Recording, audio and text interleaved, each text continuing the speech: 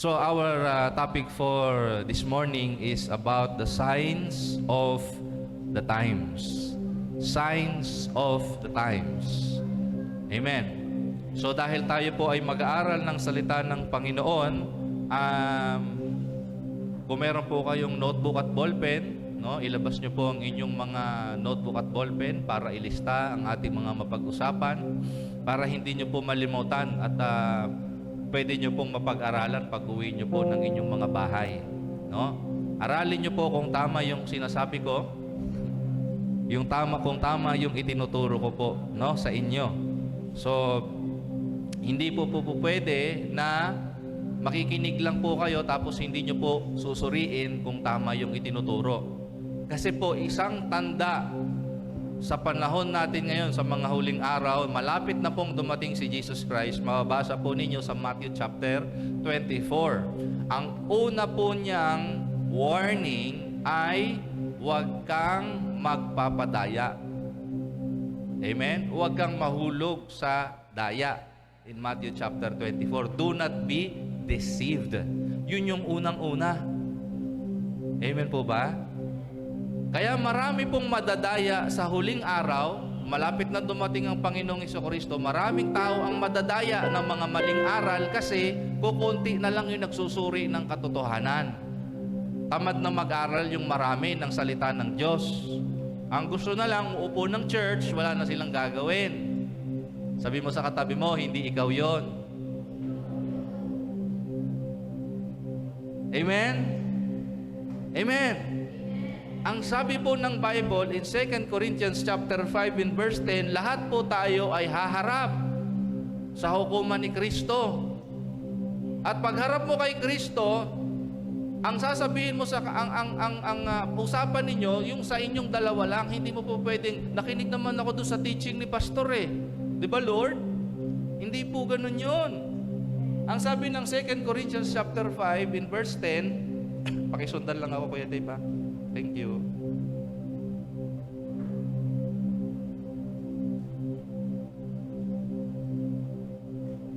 For we must all appear, sa Tagalog na lang para kuhang-kuha natin, mga Pilipino tayo eh. Sa Tagalog po. Okay, pwede ba nating basahin sabay-sabay? Ready? 1, 2, 3, go! Sapagkat haharap tayong lahat kay Kristo para hatulan. Tatanggapin ng bawat isa ang nararapat na kabayaran sa kanyang mga ginawa, mabuti man o masama, nang nabubuhay pa siya sa mundong ito. Napakalinaw po ba? Titigan mo yung katabi mo. Titigan mo siya. Titigan mo. Titigan mo. Titigan mo.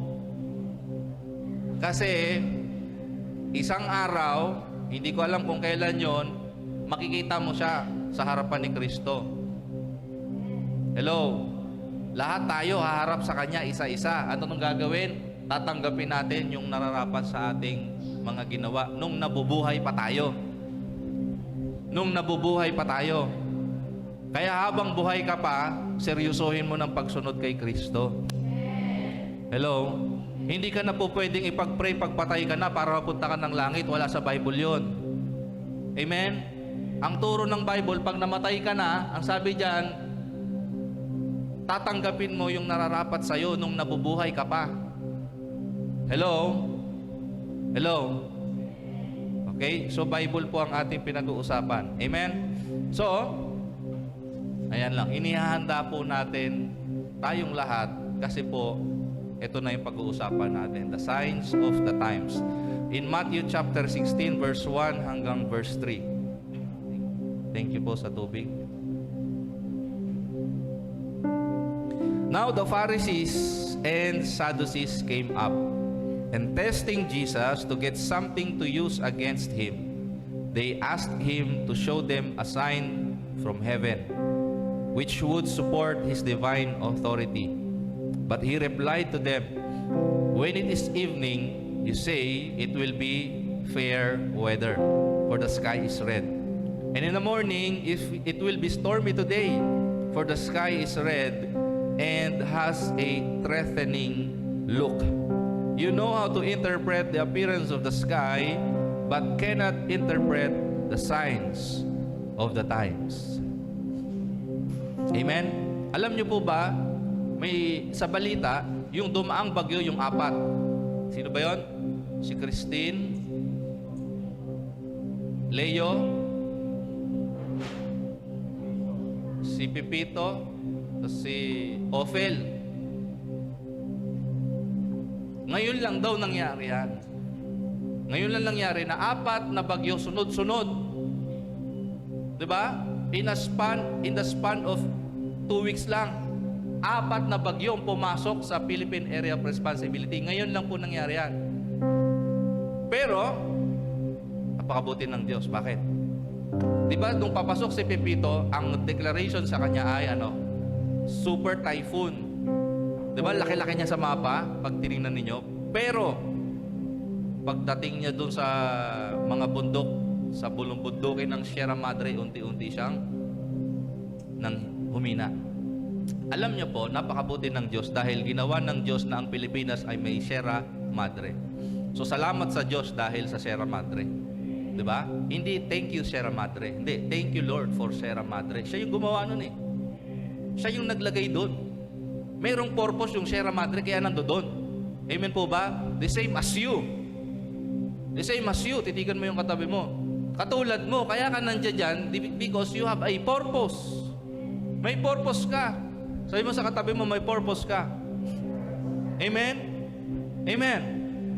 Okay. Sabi po ng Panginoong Hesus dito, tinitesting, sinusubok siya ng mga religious leaders of his time. Okay? Kasi gusto nilang may lumabas sa bibig ni Jesus Christ para masilo siya, para mapatay nila si Jesus. And they were seeking a sign to prove his divinity o yung kanyang pagiging Diyos, yung claim niya na pagiging Diyos or equal sa Diyos Ama. Naintindihan po ninyo yun? Sabi ng mga religious leaders, sige nga, magpakita ka nga sa amin ng sign or ng tanda para mapatunayan namin na talagang anak ka ng Diyos. Diba? Ganyan yung mga religious people, ganyan yung mga religious na mga tao. Naghahanap sila ng katunayan na anak ka ng Diyos. Amen. Amen po ba? Pero hindi bumigay doon si Jesus Christ. Ang sabi ni Jesus, alam nyo kayong mga religious people, nakikita ninyo yung ulap pagka sa hapon mapula. Anong sabi? Magiging maganda yung panahon. Tapos kapag tinitingnan nyo yung umaga, tapos mapula ang langit, sasabihin nyo magiging masama ang panahon. Alam ninyo na, tawag dito, alam ninyong masabi, parang nasasabi ninyo kung ano yung magiging panahon kinabukasan base sa obserbasyon ninyo sa kalangitan. Pero hindi nyo alam, hindi nyo naobserbahan yung mangyayari na tanda ng panahon. Amen po ba? Yung tanda na talagang may Diyos at yung tanda na pabalik na siya. Amen po ba? They were seeking a sign kasi during that time, they were seeking a sign na kung si Jesus pa talaga ay Diyos. Pero during this time, what I want us to really absorb. Alam ninyo yung nangyayari sa panahon. Alam mo kung uulan, alam mo kung maaraw, di ba? Pag may bugay yung hangin, na alam mo na hindi ka magsasampay sa labas. Tama po ba? Yung mga naglalaba dyan, katulad ko. Alam ninyo yan. Kapag mayroong buga ng hangin na alam nyong uulan maya-maya, kahit maaraw, hindi kayo magsasampay sa labas. Tama po ba?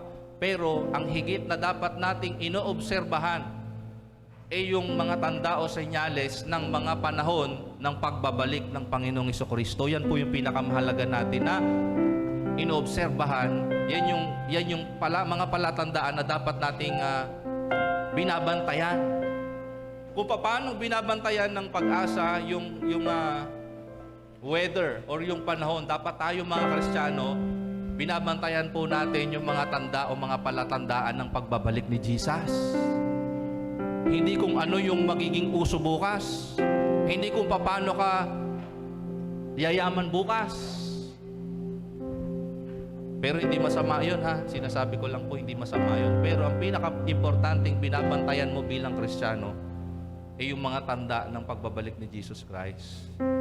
Dapat po lagi nyo binabasa yung Matthew chapter 24, Luke chapter 17, Luke chapter 21. Amen?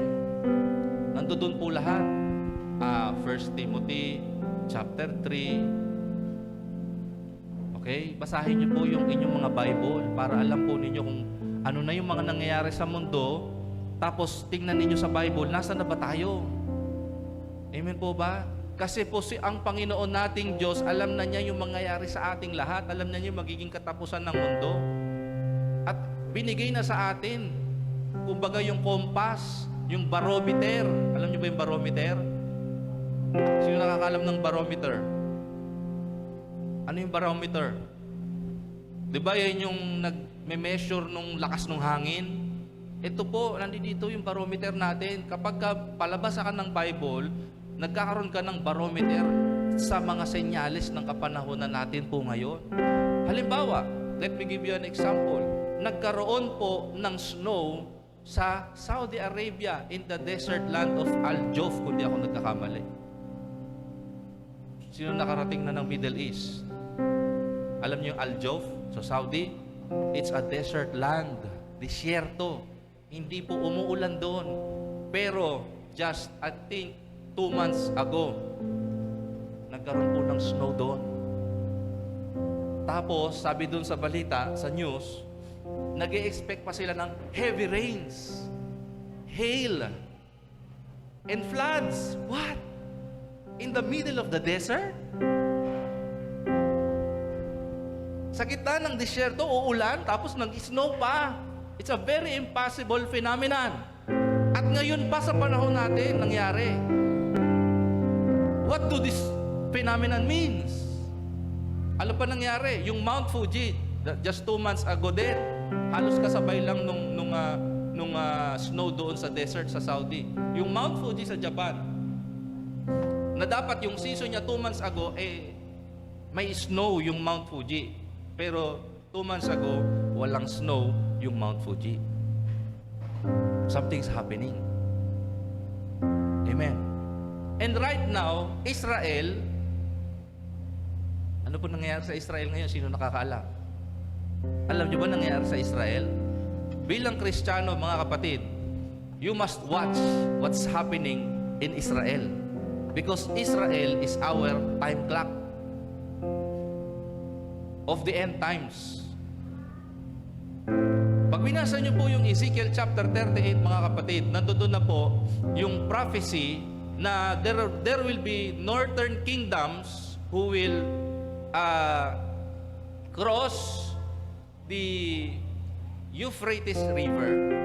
Kasi matutuyo ang Euphrates River. Pag natuyo po ang Euphrates River, the northern kingdoms, hindi po talaga nakasulat yung word for word na Russia, yung Iran, Turkey, pero in the prophecy, those countries are mentioned in Ezekiel chapter 38.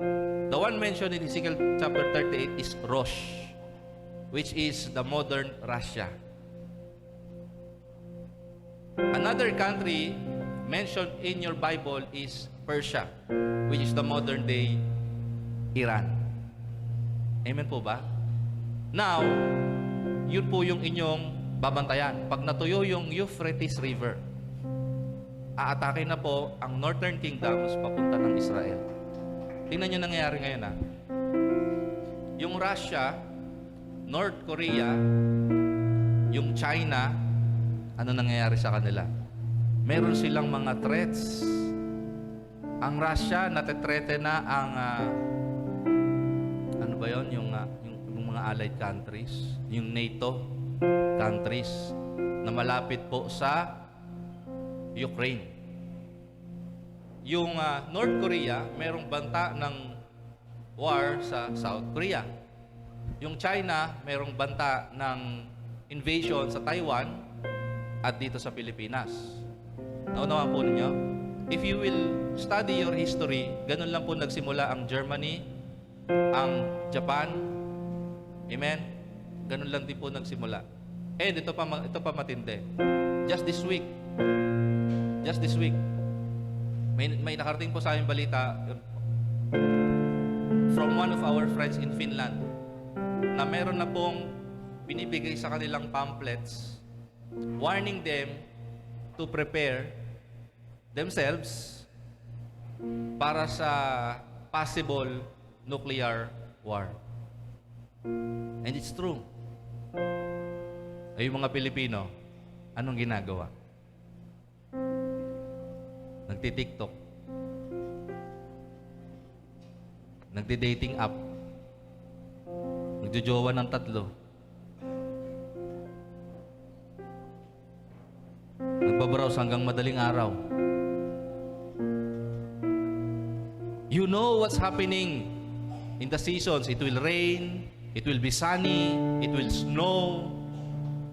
Pero hindi mo alam kung kailan babalik si Lord.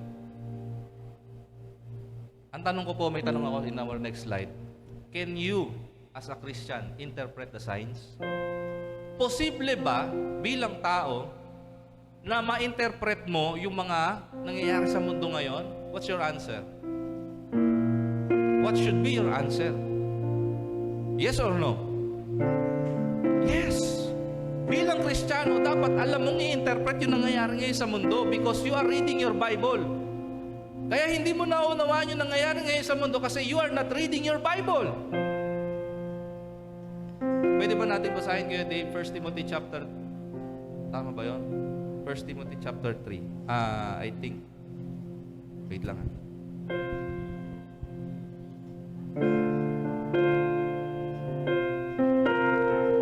2 Timothy chapter 3 verse 1 to 4. Sa Tagalog po. Look at this. Gusto ko po niyong maunawaan ito. Okay. Pwede bang basahin natin lahat? Ready? 1, 2, 3, go. Tandaan mo ito. Magiging mahirap ang mga huling araw. Dahil magiging makasarili ang mga tao.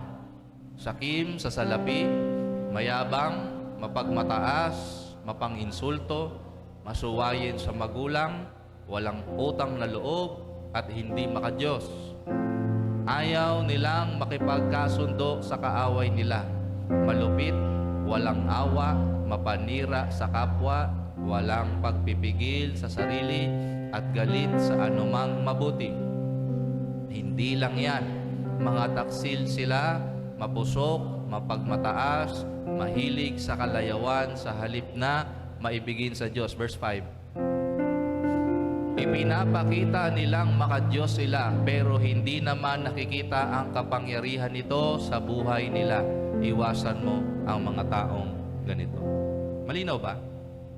Sa mga huling araw, ito daw yung mapapansin ninyo. Amen po ba? Nung 90s ba, meron na bang mga masuwayin sa magulang?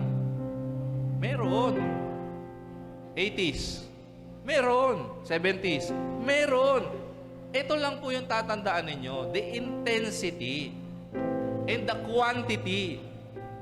Yung dalas at yung dami ng mga masuwahin sa magulang. Yung dami at yung dalas ng mga mayayabang. Nandun dyan, di ba? Mga mayayabang. Dumadami na sila. Amen? Yung iba nga hindi nanganganak pero dumadami. Hello? Diba? Love is love daw. Dumadami sila. Pero that's what God said in His Word. Mangyayari po talaga yan. So hindi ka na dapat mabigla. Sabi mo sa katabi mo, huwag ka na mabigla. At ang sabi mo sa dulo, pinapakita nila makadiyos sila. Oh, they go in their Sunday dresses every Sunday morning. But during Monday, Tuesday, Wednesday, Thursday, Friday, and Saturday, ibang tao sila. Hindi na sila Kristiyano. Di ba? Anong sabi ng Bible? Iwasan po sila. Amen? Kung ayaw mo maging fake, humiwalay ka sa fake. Amen? Okay. Back to my question again. can we interpret the signs? In the Bible, there is a tribe of Israel na gustong-gusto ko po yung tribong ito. Bakit? In 1 Chronicles chapter 12 in verse 32, sabi po rito, of the tribe of Issachar, men who understood the times. They understood, they can interpret the times. And because they can understand the times and the seasons, they have knowledge of what they will do. Alam nila kung ano yung gagawin nila during that season. Tanungin mo nga yung katabi mo, alam mo ba dapat yung ginagawa mo ngayon? Alam mo ba dapat yung ginagawa mo ngayon?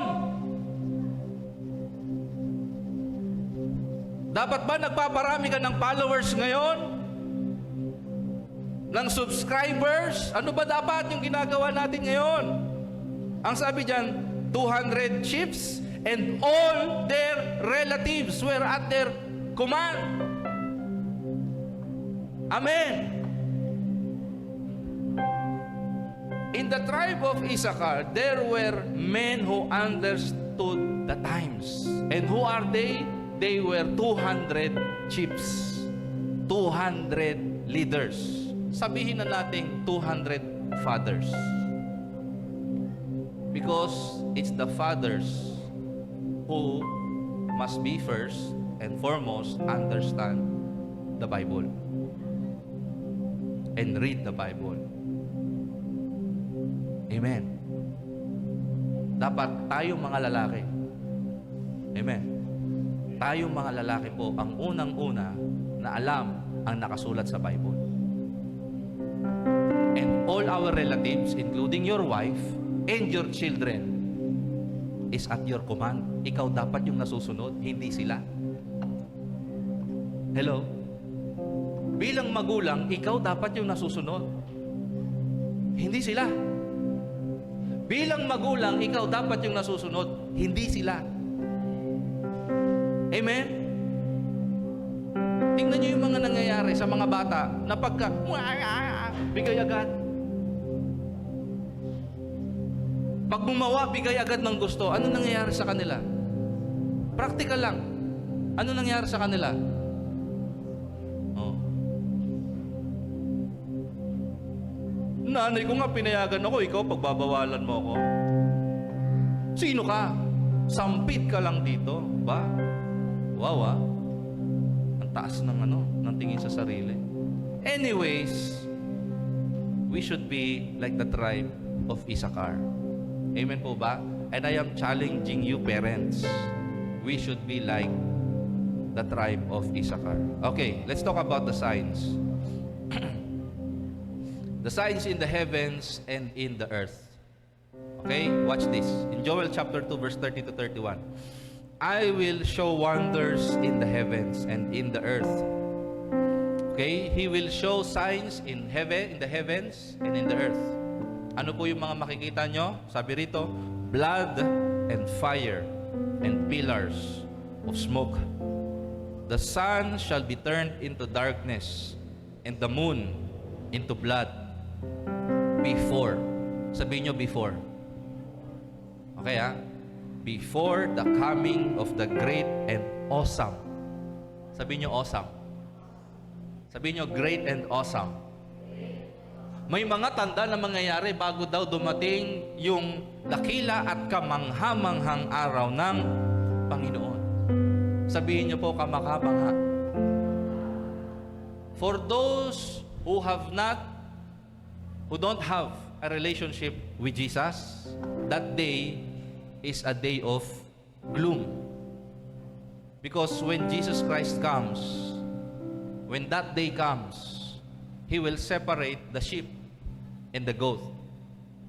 Ipaghihiwalayin po niya ang tupa at ang kambing. Amen? Anong gagawin niya sa tupa?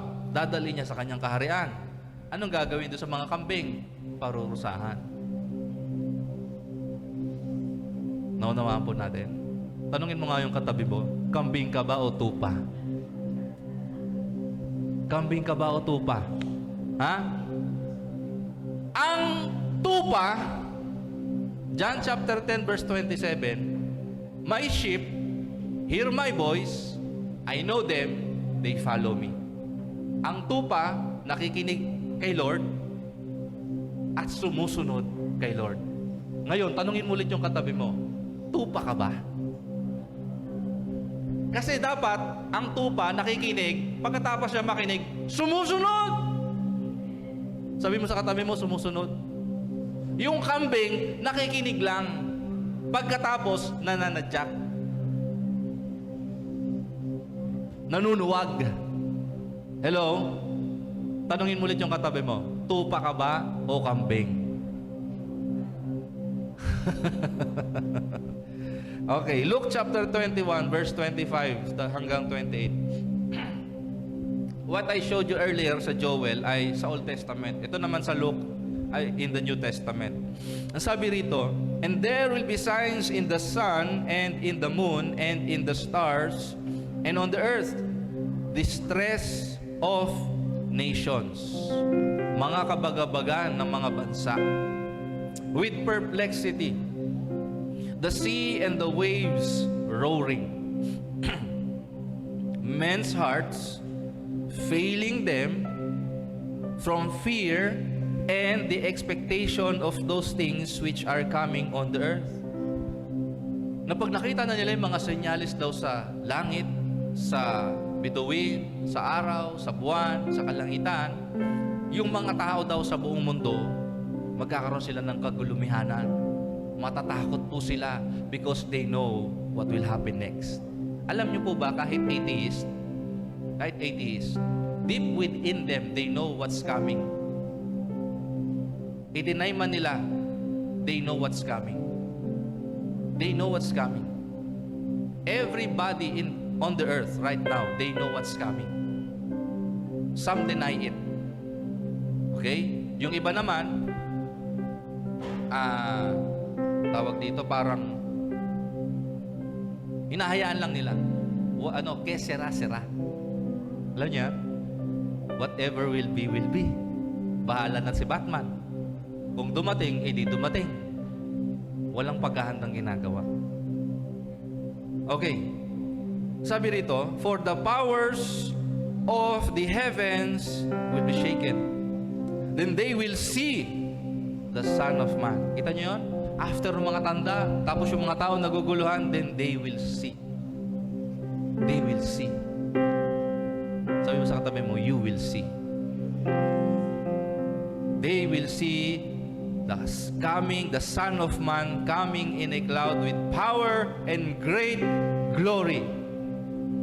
With power and great glory. Okay. Ito na. Kinakausap niya dito mga disciple niya. Ang sabi niya sa mga disciple niya, now, when these things begin to happen, look up and lift up your heads because your redemption draws near. Pag nakikita nyo na yung mga pangyayaring ito, huwag kayong matakot. Look up. Amen? Tumingala ka sa kalangitan. Asahan mo na, paparating na ang iyong kaligtasan. Hello? Okay. Now, biblical prophecies are being fulfilled right before our eyes. Biblical prophecies are being fulfilled right before our eyes. Marami na pong mga propesiya na nakasulat dito sa Bible ang unti-unti na pong natutupad, nangyayari. Nakikita na po natin. Amen po ba? Amen po ba? Now, why should it concern you and me? Why should it concern every people in the world right now na nangyayari ng mga sinasabi dito sa Bible?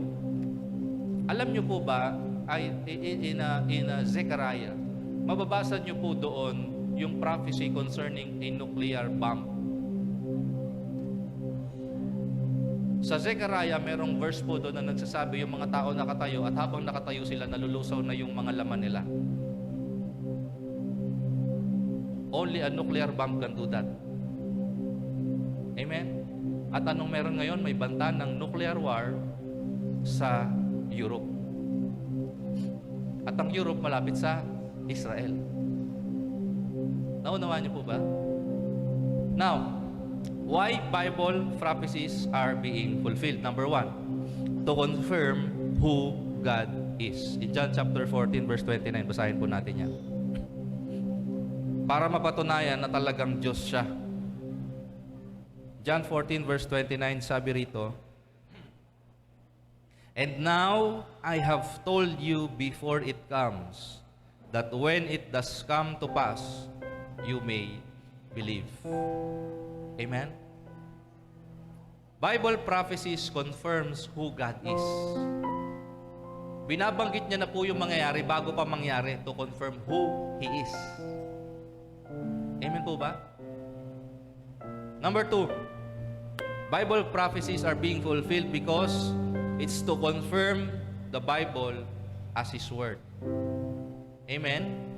Ito na po yung gabay nating lahat para malaman kung ano yung mga mangyayari. Number 3, to assure the reliability of Scripture. Reliable po ang Bible. Amen? Reliable ang Bible. Mapagkakatiwalaan mo po ang bawat salitang mababasa mo sa iyong Biblia. Amen po ba? Hallelujah. Number 4, to help you grow in faith. Para ikaw ay lumago sa iyong pananampalataya. Kasi habang nakikilala mo yung Diyos na nagsabi nitong mga nakalagay dito, lalong lalago ang iyong pananampalataya. Amen po ba? Kasi mas lalo mo siya nakikilala eh. Number 5, to prepare you for what's coming and for eternity. To prepare you for what's coming and to prepare you for eternity. Naghahanda ka ba sa buhay na walang hanggan? Naghahanda ka ba? So, my proposal is, number 1, be prepared always. Be prepared always. Luke chapter 21, verse 34 hanggang 36.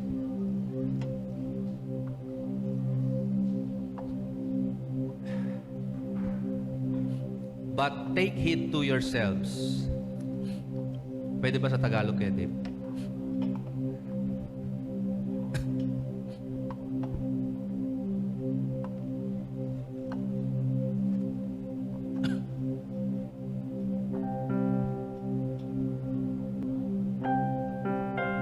Okay po. Basahin po natin sabay-sabay. Ready? 1, 2, 3, go. Kaya mag-ingat kayo na huwag mawili sa kalayawan, sa paglalasing, sa pagkaabala sa inyong kabuhayan, at baka biglang dumating ang araw na iyon nang hindi ninyo inaasahan, sapagkat darating ang araw na iyon sa lahat ng tao sa buong mundo. Kaya maging handa kayo sa lahat ng oras. Palagi kayong manalangin upang magkaroon kayo ng lakas na mapagtagumpayan ang lahat ng mangyayaring kahirapan at makatayo kayo sa harap ko na anak ng tao ng hindi napapahiya. Lagi nakahanda. Amen? Maging handa sa lahat ng oras. Maging handa sa lahat ng oras. Amen? Paano ko po gagawin yun, Pastor? Araw-araw kang manalangin. Ayun, no? Palagi kayong manalangin. Pakibalik nga doon sa 34, Kuya Dave. Ang sabi doon sa Tagalog, mag-ingat na huwag mawili sa kalayawan. Sa English po yung carousing. Ang ibig sabihin po noon ay excessiveness. Sobra-sobra na. Amen? Sobra-sobra sa pagkain. Sobra-sobra sa pag-inom. Sobra-sobra sa cellphone. Ha? Amen? Sobra-sobra sa pagpunta sa kapitbahay. Amen? Pagiging abala o paglalasing. Pagiging abala sa kabuhayan. Wala pong masama na asikasuhin yung hanap buhay. Tama po ba?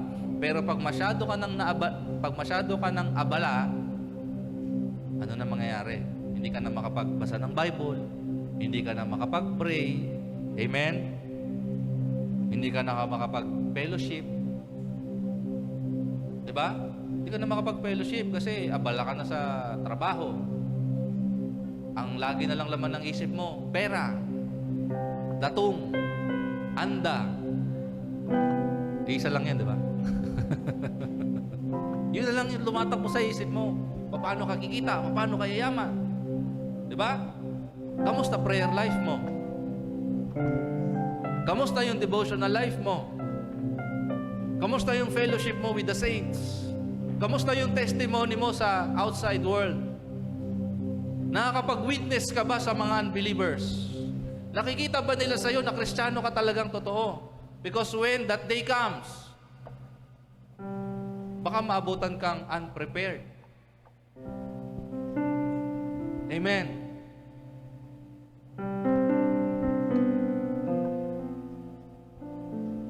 So in the last days, doon sa next slide natin, Kuya Dave, there will be a remnant people. These people will be the remaining people, few people who will remain steadfast, faithful to the Lord. Sabi mo sa katabi mo, sana ikaw yon. Kasi isa po sa gusto ng Panginoon na mangyari in Matthew chapter 24 and verse 14, kung di ako nagkakamali.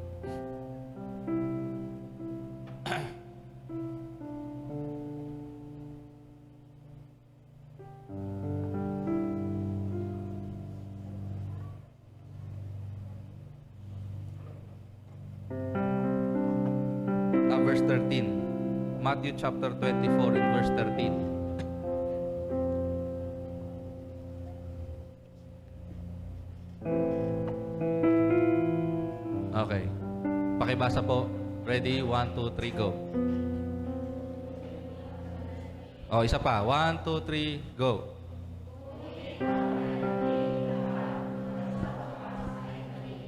Okay. Verse 12, Kuya Dave. Okay. Tingnan niyo po ha. Basahin niyo po ito lahat. Basahin niyo lahat. Ready? 1, 2, 3, go.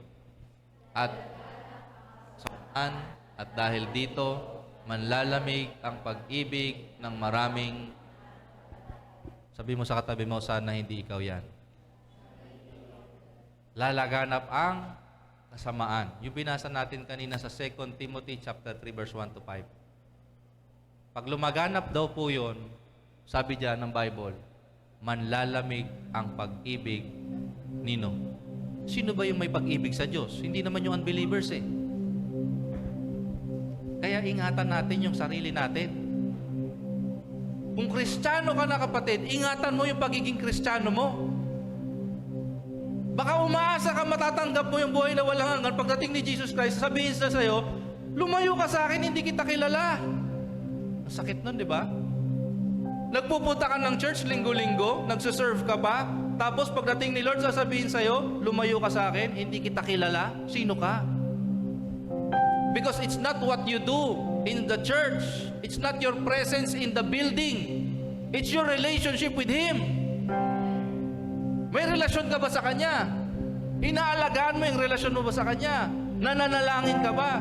Binabasa mo ba yung salita Niya para malaman mo yung kalooban Niya at para masunod mo yung kalooban Niya? Hindi po ako galit, ha? Hindi po ako galit. I'm just preparing ourselves. Because 2 Peter 3 verse 9, Kuya Dave Tagalog. 2 Peter chapter 3 verse 9. Pakibasa po ito. 1, 2, 3, go. Hindi nagpapabaya ang Panginoon sa pagtupad sa pangako niya. Gaya ng inaakala ng ilan. Ang totoo, binibigyan niya lang ng pagkakataong magsisi ang lahat sa mga kasalanan nila dahil ayaw niyang mapahamak kahit na sino man. Are you getting this? Nakukuha niyo po ba? Kaya hindi pa po dumadating si Lord, binibigyan ka pa ng chance. Kaya nagigising ka pa sa umaga, binibigyan ka ng chance magbago. Binibigyan ka ng chance magsisi, magbalik loob sa Kanya. In the multitude of His mercy. Ang sabi ni Pablo sa Roma, chapter 12, verse 1, dahil sa rami ng Kanyang biyaya, sa lawak ng Kanyang biyaya, sa lawak ng Kanyang pag-ibig, Roma 12:1. Kaya mga kapatid, sabi diyan, nakikiusap ako sa inyo alang-alang sa maraming pagkakataong kinaawaan tayo ng Diyos. Anong gagawin? Ibigay niyo sa Kanya ang inyong mga sarili. Ang dami ng chance na binibigay sa iyo ni Lord. Anong ginagawa mo? You take it for granted. You live as you want to live.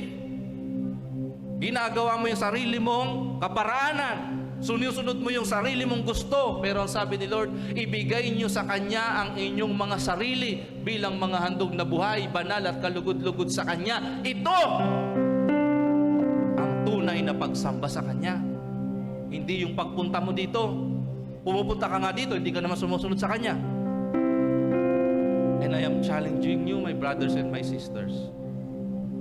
Amen. Hindi po ito galing sa isang pastor na hambog, kundi sa isang tao na naka-receive lang din ng maraming pagkakataon na kinaawahan ng Diyos. Dahil mga kapatid, kung magpapatuloy tayo sa ating kahambugan, sa katigasan ng ating ulo, baka hindi natin alam, kinabukasan dumating na si Lord, wala na tayong pagkakataon. Amen. Verse 2. Huwag ninyong tularan ang pag-uugali ng mga tao sa mundong to.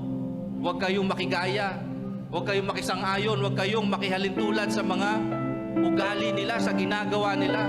Kung mababae sila, hayaan mo silang mababae, maging loyal ka sa isa. Kung pala sinungaling sila, magsabi ka lagi ng totoo. Amen. Hayaan ninyong baguhin kayo ng Diyos sa pamamagitan ng pagbabago ng inyong mga isip. Sabi mo sa katabi mo, magbago na tayo, baby. Magbago na tayo para malaman ninyo ang kalooban ng Diyos. Kasi hindi mo malalaman kung anong kalooban ng Diyos kung yung isip mo punong-puno ng para sa sarili mo. Lord, kasiyahan ko to minsan lang naman pinapasaya niya ako, pastor Inaatid niya ako sa kotse niya holding hands pa kami Hindi niya siya umahawak sa cambio, ako yung hawak niya. Diba, Jun?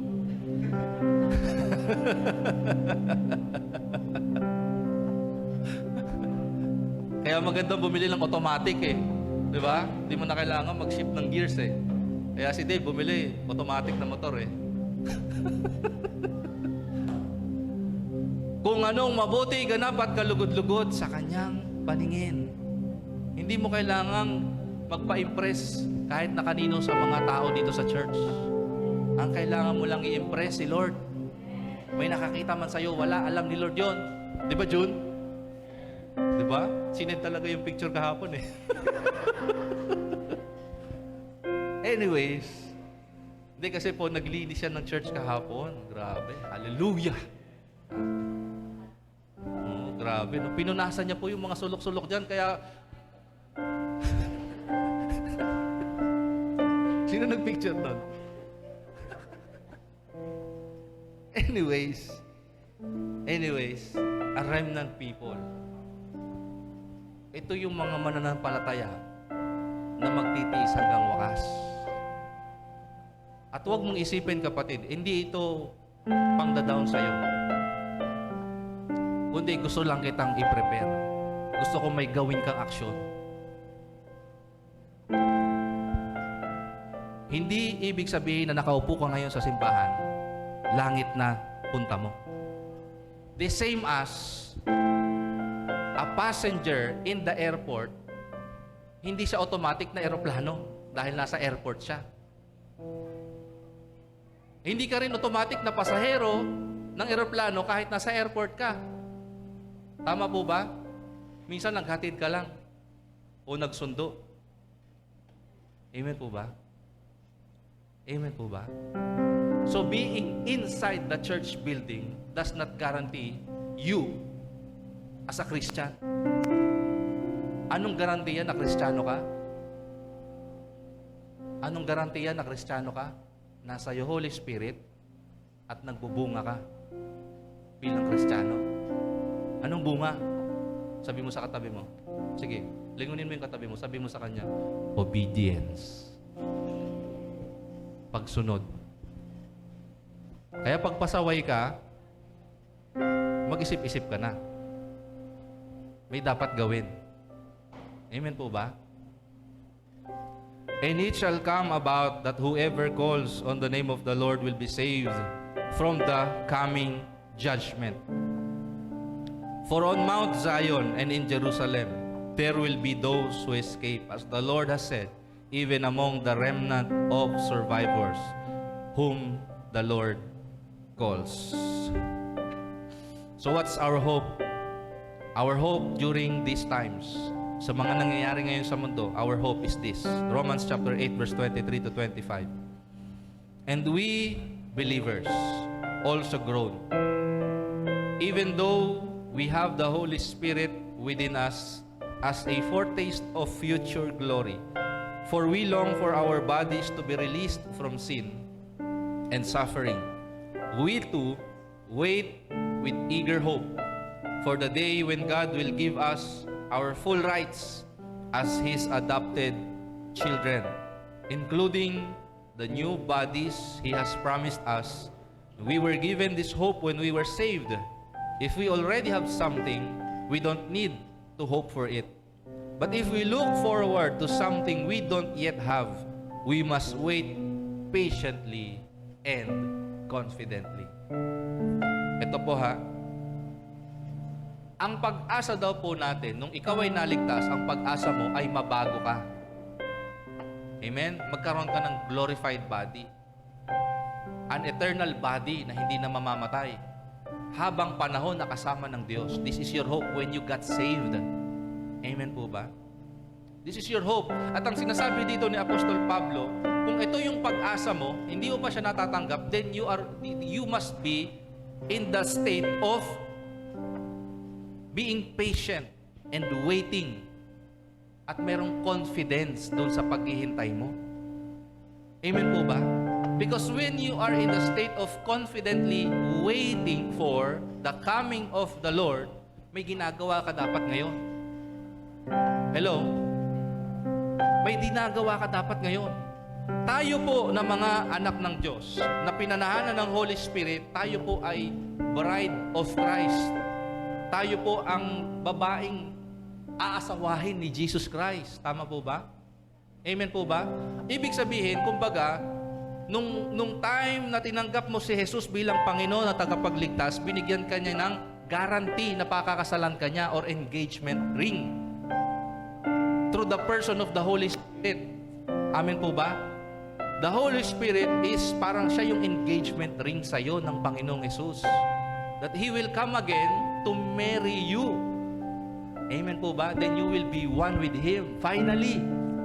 Ngayon, we are already one with Him. We are seated with Him in the heavenly places. Pero hindi pa full yung pagiging isa natin. Kasi we are only engaged pa lang. Hindi pa tayo married. Amen po ba? When Jesus Christ comes in His second coming, doon pa lang yung kasalan. Amen. Tanungin ko kayo. Halimbawa, mayroon kang engagement ring ngayon. May schedule kayo ng kasal next year. O dahil next year pa naman kayo ikakasal, mag-boyfriend at girlfriend muna ako ngayon ng iba. Habang hindi pa kami kasal. Tama bang gawin yon? Tama bang gawin yon? Tama bang gawin yon? Yun po ang ginagawa ng marami sa atin. Inaantay natin si Jesus, pero nakikipagharutan tayo sa kasalanan. Naunawaan po ninyo siya, sabi ko. We entertain sin. Kasi wala pa naman malayo pa naman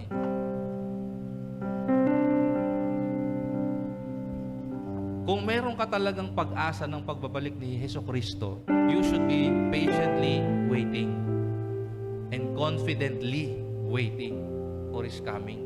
It's as if nandiyan na talaga siya katabi mo every day. You must be aware of His presence every day. Hindi lang yung pagparating na yung Sunday. Sino po sa inyo, huwag na kayong magtaas ng kamay, pag Friday or Saturday lang sila nag-uumpisa magbabad sa presence ni Lord? Sino sa inyo yung araw-araw nagbababad sa presence ni Lord? Pwede kayong magtaas ng kamay. Araw-araw nagpe-pray. Araw-araw nag-worship. Amen? Kumbaga, parang long distance love affair. Diba?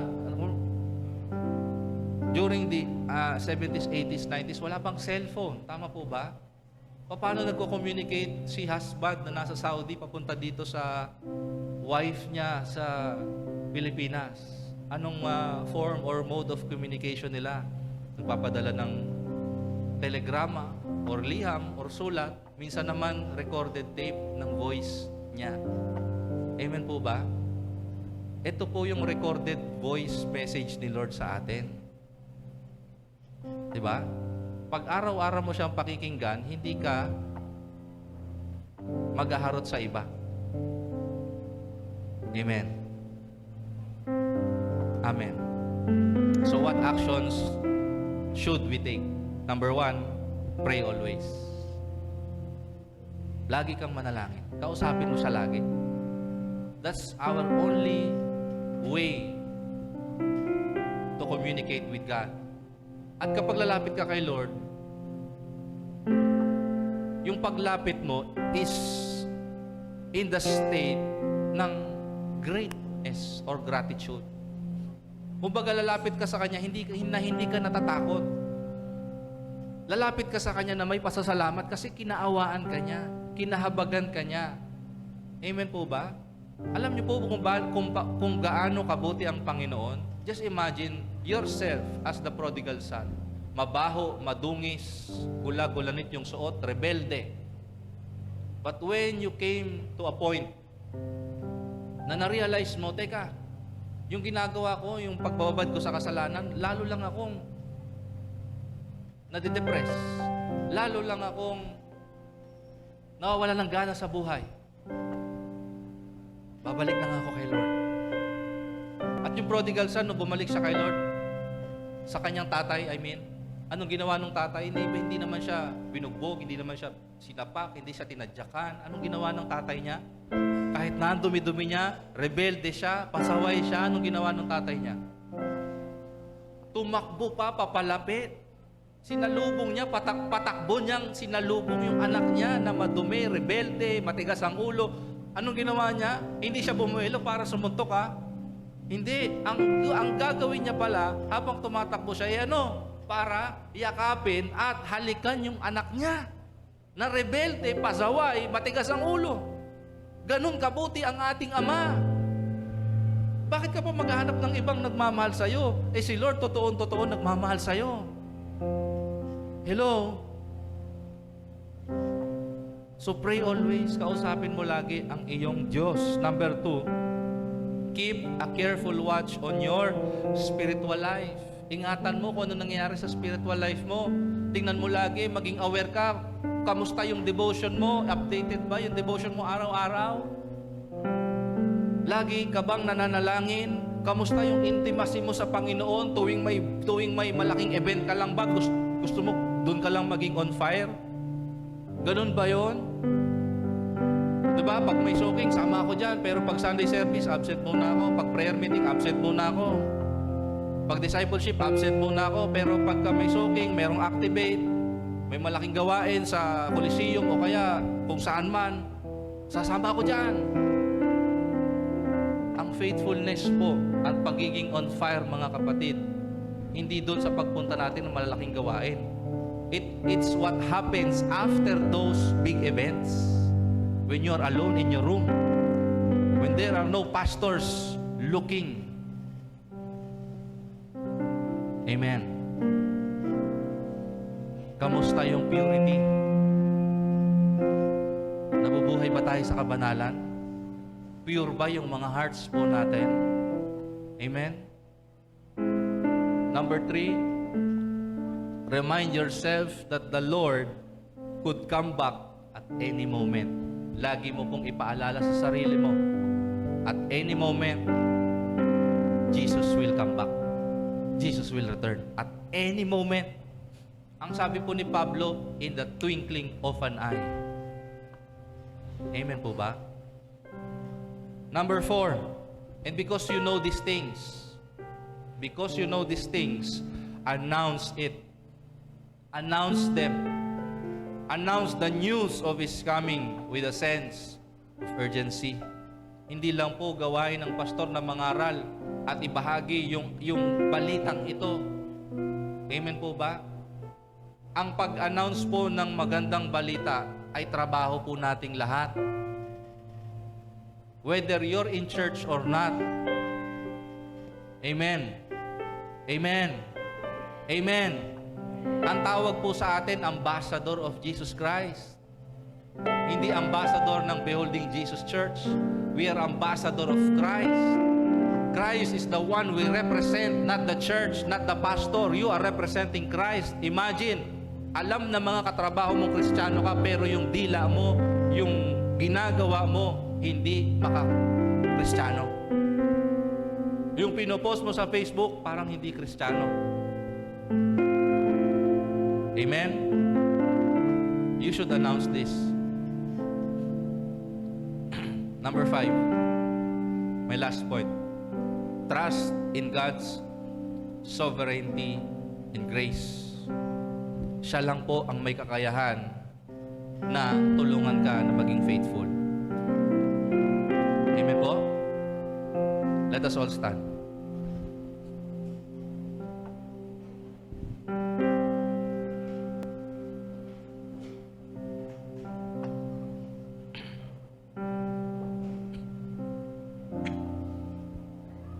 Yung Holy Forever.